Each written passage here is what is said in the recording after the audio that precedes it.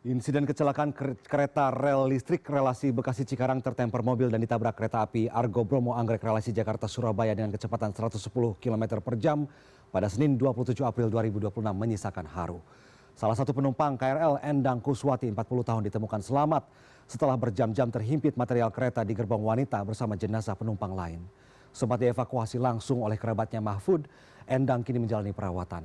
Bagaimana perkembangan kondisi Endang dan seperti apa kronologi peristiwa kecelakaan terjadi sudah bergabung suami Endang Kuswati, Budi Rahmanto. Selamat malam Pak Budi, apa kabar? Selamat malam, alhamdulillah baik Pak. Baik, Pak Budi, Bu Endang saat ini masih menjalani perawatan di RSUD Dr. Kasbullah Abdul Majid Kota Bekasi, begitu ya, mengalami sejumlah luka fisik dan kemarin sempat kesulitan berkomunikasi. Bagaimana kondisi Bu Endang hari ini, Pak Budi? Oh gini Pak, sekarang tadi malam jam 11 itu kita dirujuk ke Rumah Sakit Primaya Bekasi Barat yang di Kalimalang. Setelah dirujuk menjalani perawatan, masih dirawat, kondisinya bagaimana? Sudah bisa berkomunikasi dengan normal, Pak Budi? Alhamdulillah sih sudah bisa berkomunikasi dengan normal. Cuman dia yang ternyata masih berasa sakit itu di kaki yang bagian kanannya Pak. Oke. Sebelumnya ada informasi mengalami bengkak begitu ya di tangan dan kaki, apakah betul, Pak Budi? Iya betul, karena posisi yang terhimpit itu kaki dan tangan. Oke, Ibu Endang ini sempat terhimpit dalam gerbong KRL berjam-jam, lalu dievakuasi oleh petugas bersama kerabat dekat omnya ya, bernama Mahfud. Bisakah Anda menceritakan apakah sudah berkomunikasi dengan istri Ibu Endang? Apakah yang terjadi pada saat evakuasi dilakukan? Seperti apa kronologi peristiwa itu terjadi, Pak Budi? Maaf, kurang jelas. Mau diulangi pertanyaan ini. Baik, apakah istri Anda, Ibu Endang, sudah sempat bercerita bagaimana kejadian itu bermula saat kecelakaan terjadi, Pak Budi? Oh ya, dia sempat udah bercerita, katanya posisinya dia lagi nunduk, lagi mainan HP. Tahu-tahu dia itu kaget, yang dari belakangnya, samping kanannya dia itu pada berlarian. Pas dia baru noleh, tahu-tahu udah ada klakson dari kereta Argo Bromonya itu. Iya. Begitu mau lari, tahu-tahu katanya udah gelap. Sudah gelap. Oke, posisi saat itu ada di gerbang wanita ya Pak ya berarti ya? Iya betul, gerbong wanita paling belakang. Pada saat itu juga pada saat dievakuasi ada juga Pak Mahfud. Pak Mahfud ini omnya atau siapakah kerabat dekat ya, Pak Budi? Ya omnya. Omnya. Omnya. Sudah dapat cerita dari Iya. Pak Mahfud saat dievakuasi, Pak Mahfud datang, bagaimana situasi saat itu? Dengar cerita dari Pak Mahfud. Waktu itu kan saya sempat, posisinya kan saya juga belum pulang kerja tuh Pak, pas kejadian. Saya masih di stasiun Tanah Abang pas masih perjalanan pulang kerja juga. Saya kan naik KRL juga. Saya ditelepon saudara itu, kabarnya istri saya itu kereta yang dinaikin itu ditabrak itu, kereta Argo Bromo itu. Oke. Posisinya Pak Mahfud emang udah di sono, jadi saya dijemput sama ponakan, kita langsung nyusul ke TKP posisinya. Tanggal 28 April besok harinya jam berapa mulai bisa dievakuasi, Pak Budi? Mulai evakuasi itu kan posisinya kurang lebih jam 10 kurang Pak.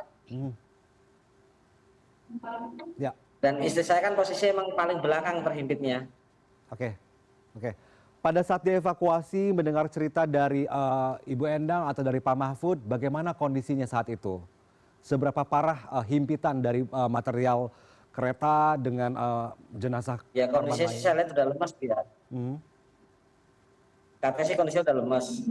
Karena kan, tapi kan dari pihak Basarnas yang tim evakuasi itu dia dikasih oksigen dan dikasih infus juga Pak, biar masih ada tenaga gitu loh buat bertahan. Sejauh ini apakah Satu sisi kan saya juga ikut dampingin juga biar Mas kasih semangat biar dia tuh kuat bertahan sampai proses nanti selesai dievakuasi. Oke, pada saat itu Ibu Endang sedang dalam perjalanan pulang ya Pak ya? Iya. Oke, Pak Budi, hari ini sudah mulai dilakukan perawatan di rumah sakit, sudah dirujuk ke rumah sakit lain begitu. Apakah dari secara medis, dari pemeriksaan tim dokter, lukanya luka apa saja, seberapa parah, apakah akan menjalani operasi atau tidak, apakah Ibu Endang sudah dapat beraktivitas seperti biasa, duduk, berdiri, atau berjalan, Pak Budi? Kalau untuk berdiri atau berjalan belum bisa. Tapi kalau dari rumah sakit yang sekarang dirujuk ini, beliau udah dicek, udah diperiksa. Mhm. Untuk kondisi matanya kan sebelah kanan merah tuh Pak. Mhm. Itu juga udah didatangi sama dokter matanya tadi, udah dicek, katanya itu alhamdulillah normal. Mhm. Karena faktor benturan aja jadi masih merah. Oke, oke. Terus kalau untuk di tangan yang kanan kan pada kayak lebam-lebam bengkak Ya, itu emang faktor karena terhimpit lama jadi bengkak. oke, oke. Dan kalau yang kaki bagian kanan, emang yang paling parah kaki itu Pak. Sekarang sih udah posisinya udah dibelek gitu Pak. Buat buang cairannya sementara yang waktu di RSUD Bekasi kemarin. Baik, sepertinya memang lukanya cukup serius ya, Pak Budi. Apakah sejauh ini sudah ada dari pihak PT KAI ataupun dari pemerintah untuk soal pembiayaan pengobatan dan perawatan? Alhamdulillah waktu di RSUD kemarin di ruang ICU itu udah didatangi nama Dirut KAI-nya langsung. Mhm. Beliau juga sempat memberikan kompensasi dan ngasih dan maksudnya memberikan semangat juga, motivasi serta minta maaf juga atas kejadian yang telah menimpa saudara istri saya ini. Ya, Pak Dan beliau Budi. juga berjanji akan menanggung semua biaya sampai benar-benar tuntas.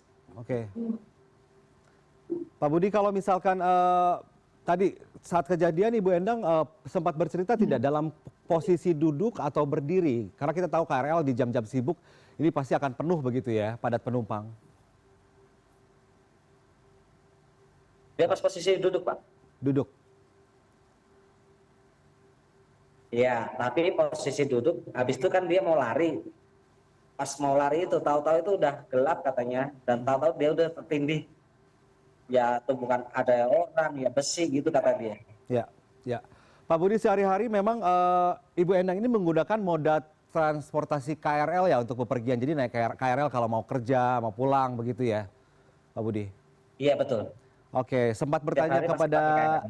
Ibu Endang kalau kecelakaan ini pasti menimbulkan trauma mendalam bagi para korbannya. Apakah nanti kalau sudah sembuh, Ibu Endang akan tetap menggunakan KRL atau kereta kembali untuk bekerja begitu atau beraktivitas, Pak Budi? Nah, ini sih saya belum tahu ya, kan posisinya kan beliau aja masih trauma. Karena kemarin di RSUD kan dekat stasiun Bekasi tuh, kadang ada suara kereta lewat aja beliau kayak ketakutan gitu Pak. Ya. Kayak ada rasa trauma. Ya, ya.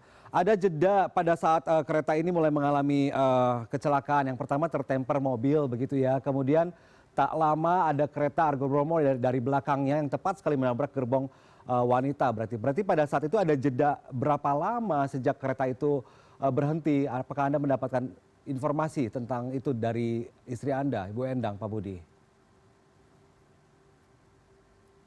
Kagak ada informasi sih infonya. Mhm, mhm. Terjadi begitu cepat ya Pak Budi ya? Info dari istri saya itu nggak ada informasi. Iya, pokoknya terjadi begitu cepat, tahu-tahu itu udah gelap kata dia itu. Mhm. Oke, oke, baik. Semoga kondisi Ibu Endang menjadi lebih baik, tidak ada trauma mendalam, dan kalaupun nanti memang tidak ada pilihan moda transportasi lain, tapi harus naik kereta juga, semoga Ibu Endang juga bisa maklum, bisa sehat, bisa kembali normal kembali. Terima kasih banyak Pak Budi Amin. atas Terima waktu kasih Anda doanya, Pak. bercerita kepada kami di CNN Indonesia Prime News. Sehat selalu. Assalamualaikum Pak Budi. Waalaikumsalam. Terima kasih.